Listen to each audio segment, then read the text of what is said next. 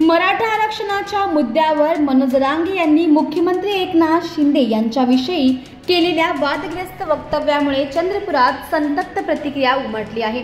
या वक्तव्याचा निषेध करत भाजपच्या ओबीसी आघाडीने आंदोलन छेडले। डॉक्टर अशोक जीवतोडे यांच्या नेतृत्वाखाली ओबीसी समाजाच्या शेकडो कार्यकर्त्यांनी चंद्रपूरमध्ये निदर्शने केली। हातात निषेधाचे फलक घेऊन आणि घोषणाबाजी करत त्यांनी जरांगे यांच्या वक्तव्याचा तीव्र विरोध दर्शवला। डॉक्टर अशोक यांनी स्पष्ट शब्दात सांगितले की जरांगे यांचा मराठा समाजाला सरसकट ओबीसी प्रवर्गात आणण्याचा हट्ट आम्ही यशस्वी होऊ देणार नाही। यामुळे ओबीसी समाजाचे हक्क हिरावले जातील आणि ही गोष्ट आम्ही सहन करणार नाही। त्यांनी सरकारला इशारा दिलाय की जर यावर ठोस भूमिका घेतली गेली नाही तर संपूर्ण महाराष्ट्रात ओबीसी समाजाद्वारे तीव्र आंदोलन छेडले जाईल।